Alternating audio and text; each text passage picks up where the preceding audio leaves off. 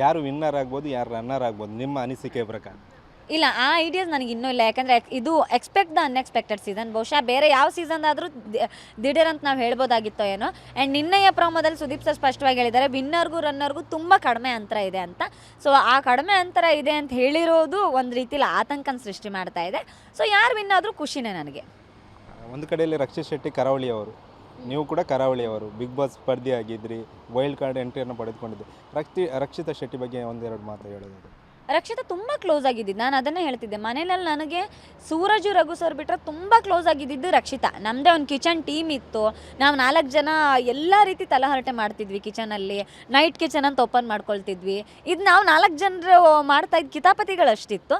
So ಹಾಗಾಗಿ ನಂಗೆ ತುಂಬ ಕ್ಲೋಸ್ ಆಗಿದ್ದಿದ್ದು ರಕ್ಷಿತಾ. ಆ್ಯಂಡ್ ವೈಯಕ್ತಿಕವಾಗಿ ಸಾಕಷ್ಟು ವಿಷಯಗಳನ್ನ ನನ್ನ ಜೊತೆ ಹಂಚ್ಕೊಳ್ತಾ ಇದ್ಲು. ಹೊರಗಡೆ ಬರಬೇಕಾದ್ರೂ ಕೂಡ ಕೊನೆ ತನಕ ನಾನು ಹೊರಗಡೆ ಗೇಟಿಂದ ಹೊರಗಡೆ ಬಂದಿದ್ದೀನಿ, ಡೋರ್ ಹಾಕಕ್ಕೆ ಬಿಟ್ಟಿರಲಿಲ್ಲ, ನನ್ನ ಕೈ ಬಿಟ್ಟು ಕಳಿಸ್ತಾನೆ ಇರಲಿಲ್ಲ. ಗಟ್ಟಿ ಹಾಗೆ ಹಿಡ್ಕೊಂಡಿದ್ಲು, ಹೋಗಬೇಡಿ ಅಂತ ಅಷ್ಟು ಜೋರಾಗಿ ಅಳ್ತಾ ಇದ್ಲು. ಸೊ ತುಂಬ ಖುಷಿ ಇದೆ ನಂಗೆ ಅವಳ ಬಗ್ಗೆ, ಅವಳು ಬಂದಿರೋ ರೀತಿ ಬಗ್ಗೆ. ಮತ್ತು ಅವಳಿಗೆ ಬಿಗ್ ಬಾಸ್ ಅನ್ನೋದೊಂದು ಅವಕಾಶ, ಆ ಬಿಗ್ ಬಾಸ್ ಮನೆಯಲ್ಲಿ ಯಾವುದೇ ಕಂಟೆಸ್ಟೆಂಟ್ಗಳಿಗೂ ಸಿಗದೇ ಇರೋಷ್ಟು ಅವಕಾಶ ರಕ್ಷಿತಾಗೆ ಸಿಕ್ಕಿದೆ. ಸೊ ಅದೆಲ್ಲ ನೋಡಿದಾಗ ಖುಷಿ ಆಗುತ್ತೆ, ಹೆಮ್ಮೆ ಕೂಡ ಆಗುತ್ತೆ. ಕೊನೆಯದಾಗಿ ಎಲ್ಲ ಸ್ಪರ್ಧಿಗಳಿಗೆ ಏನು ಹೇಳಲಿಕ್ಕೆ ಇಷ್ಟಪಡ್ತೀರಂತ? ಅದೇ ಸೋಲು ಗೆಲುವು, ಟ್ರೋಫಿ ಗೆಲ್ಲೋದು ಎಲ್ಲನೂ ತುಂಬ ಮುಖ್ಯ ಅಲ್ಲ. ಟ್ರೋಫಿಯಿಂದ ಆಚೆಗೆ ಬದುಕು ಏನು ಕೊಡುತ್ತೆ ಬಿಗ್ ಬಾಸು, ಅದು ಬಹಳ ಮುಖ್ಯ. ಬಿಗ್ ಬಾಸಿಂದ ಹೊರಗಡೆ ಬಂದ ಮೇಲೆ ಉಪಯೋಗಿಸ್ಕೊಳ್ಳೋವಂಥ ಅವಕಾಶಗಳು, ಬಿಗ್ ಬಾಸಿಂದ ಸಿಗೋವಂಥ ಕೀರ್ತಿಯನ್ನು ಉಳಿಸ್ಕೊಂಡು ಹೋಗುವಂಥ ರೀತಿ, ಅದೆಲ್ಲವೂ ತುಂಬ ಮ್ಯಾಟರ್ ಆಗುತ್ತೆ.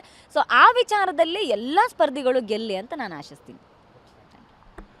ಇದಿಷ್ಟು ಚೈತ್ರಾ ಕುಂದಾಪುರ ಅವರ ಮಾತಾಗಿರುವಂಥದ್ದು. ಕ್ಯಾಮ್ರಾಮನ್ ರಾಮ್ ಜೊತೆ ಪ್ರಜ್ವಲ್ ಅಮೀನ್, TV9 ಉಡುಪಿ. ಯಾರು ವಿನ್ನರ್ ಆಗ್ಬೋದು, ಯಾರು ರನ್ನರ್ ಆಗ್ಬೋದು ನಿಮ್ಮ ಅನಿಸಿಕೆ ಪ್ರಕಾರ? ಇಲ್ಲ, ಆ ಐಡಿಯಾಸ್ ನನಗೆ ಇನ್ನೂ ಇಲ್ಲ. ಯಾಕಂದರೆ ಇದು ಎಕ್ಸ್ಪೆಕ್ಟ್ ದ ಅನ್ಎಕ್ಸ್ಪೆಕ್ಟೆಡ್ ಸೀಸನ್. ಬಹುಶಃ ಬೇರೆ ಯಾವ ಸೀಸನ್ ಆದರೂ ದಿಢೀರ್ ಅಂತ ನಾವು ಹೇಳ್ಬೋದಾಗಿತ್ತೋ ಏನೋ. ಆ್ಯಂಡ್ ನಿನ್ನೆಯ ಪ್ರೋಮೋದಲ್ಲಿ ಸುದೀಪ್ ಸರ್ ಸ್ಪಷ್ಟವಾಗಿ ಹೇಳಿದ್ದಾರೆ, ವಿನ್ನರ್ಗೂ ರನ್ನರ್ಗೂ ತುಂಬ ಕಡಿಮೆ ಅಂತರ ಇದೆ ಅಂತ. ಸೊ ಆ ಕಡಿಮೆ ಅಂತರ ಇದೆ ಅಂತ ಹೇಳಿರೋದು ಒಂದು ರೀತಿಲಿ ಆತಂಕನ ಸೃಷ್ಟಿ ಮಾಡ್ತಾ ಇದೆ. ಸೊ ಯಾರು ವಿನ್ ಆದರೂ ಖುಷಿನೇ ನನಗೆ. ಒಂದು ಕಡೆಯಲ್ಲಿ ರಕ್ಷಿತ್ ಶೆಟ್ಟಿ ಕರಾವಳಿಯವರು, ನೀವು ಕೂಡ ಕರಾವಳಿಯವರು, ಬಿಗ್ ಬಾಸ್ ಸ್ಪರ್ಧಿ ಆಗಿದ್ರಿ, ವೈಲ್ಡ್ ಕಾರ್ಡ್ ಎಂಟ್ರಿಯನ್ನು ಪಡೆದುಕೊಂಡಿದ್ದೆ. ರಕ್ಷಿತಾ ಶೆಟ್ಟಿ ಬಗ್ಗೆ ಒಂದೆರಡು ಮಾತು ಹೇಳೋದು. ರಕ್ಷಿತಾ ತುಂಬ ಕ್ಲೋಸ್ ಆಗಿದ್ದಿದ್ದು, ನಾನು ಅದನ್ನೇ ಹೇಳ್ತಿದ್ದೆ. ಮನೇಲಿ ನನಗೆ ಸೂರಜು, ರಘು ಸರ್ ಬಿಟ್ಟರೆ ತುಂಬ ಕ್ಲೋಸ್ ಆಗಿದ್ದಿದ್ದು ರಕ್ಷಿತಾ. ನಮ್ಮದೇ ಒಂದು ಕಿಚನ್ ಟೀಮ್ ಇತ್ತು. ನಾವು 4 ಜನ ಎಲ್ಲ ರೀತಿ ತಲಹರಟೆ ಮಾಡ್ತಿದ್ವಿ ಕಿಚನಲ್ಲಿ. ನೈಟ್ ಕಿಚನ್ ಅಂತ ಓಪನ್ ಮಾಡ್ಕೊಳ್ತಿದ್ವಿ. ಇದು ನಾವು 4 ಜನರು ಮಾಡ್ತಾಯಿದ್ದು ಕಿತಾಪತಿಗಳಷ್ಟಿತ್ತು. ಸೊ ಹಾಗಾಗಿ ನಂಗೆ ತುಂಬ ಕ್ಲೋಸ್ ಆಗಿದ್ದಿದ್ದು ರಕ್ಷಿತಾ. ಆ್ಯಂಡ್ ವೈಯಕ್ತಿಕವಾಗಿ ಸಾಕಷ್ಟು ವಿಷಯಗಳನ್ನ ನನ್ನ ಜೊತೆ ಹಂಚ್ಕೊಳ್ತಾ ಇದ್ಲು. ಹೊರಗಡೆ ಬರಬೇಕಾದ್ರೂ ಕೂಡ ಕೊನೆ ತನಕ ನಾನು ಹೊರಗಡೆ ಗೇಟಿಂದ ಹೊರಗಡೆ ಬಂದಿದ್ದೀನಿ, ಡೋರ್ ಹಾಕಕ್ಕೆ ಬಿಟ್ಟಿರಲಿಲ್ಲ, ನನ್ನ ಕೈ ಬಿಟ್ಟು ಕಳಿಸ್ತಾನೆ ಇರಲಿಲ್ಲ. ಗಟ್ಟಿ ಹಾಗೆ ಹಿಡ್ಕೊಂಡಿದ್ಲು, ಹೋಗಬೇಡಿ ಅಂತ ಅಷ್ಟು ಜೋರಾಗಿ ಅಳ್ತಾ ಇದ್ಲು. ಸೊ ತುಂಬ ಖುಷಿ ಇದೆ ನಂಗೆ ಅವಳ ಬಗ್ಗೆ, ಅವಳು ಬಂದಿರೋ ರೀತಿ ಬಗ್ಗೆ. ಮತ್ತು ಅವಳಿಗೆ ಬಿಗ್ ಬಾಸ್ ಅನ್ನೋದೊಂದು ಅವಕಾಶ, ಆ ಬಿಗ್ ಬಾಸ್ ಮನೆಯಲ್ಲಿ ಯಾವುದೇ ಕಂಟೆಸ್ಟೆಂಟ್ಗಳಿಗೂ ಸಿಗದೇ ಇರೋಷ್ಟು ಅವಕಾಶ ರಕ್ಷಿತಾಗೆ ಸಿಕ್ಕಿದೆ. ಸೊ ಅದೆಲ್ಲ ನೋಡಿದಾಗ ಖುಷಿ ಆಗುತ್ತೆ, ಹೆಮ್ಮೆ ಕೂಡ ಆಗುತ್ತೆ. ಕೊನೆಯದಾಗಿ ಎಲ್ಲ ಸ್ಪರ್ಧಿಗಳಿಗೆ ಏನು ಹೇಳಲಿಕ್ಕೆ ಇಷ್ಟಪಡ್ತೀರಂತ? ಅದೇ ಸೋಲು ಗೆಲುವು, ಟ್ರೋಫಿ ಗೆಲ್ಲೋದು ಎಲ್ಲನೂ ತುಂಬ ಮುಖ್ಯ ಅಲ್ಲ.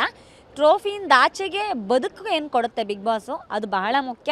ಬಿಗ್ ಬಾಸಿಂದ ಹೊರಗಡೆ ಬಂದ ಮೇಲೆ ಉಪಯೋಗಿಸ್ಕೊಳ್ಳೋವಂಥ ಅವಕಾಶಗಳು, ಬಿಗ್ ಬಾಸಿಂದ ಸಿಗೋವಂಥ ಕೀರ್ತಿಯನ್ನು ಉಳಿಸ್ಕೊಂಡು ಹೋಗುವಂಥ ರೀತಿ, ಅದೆಲ್ಲವೂ ತುಂಬ ಮ್ಯಾಟರ್ ಆಗುತ್ತೆ.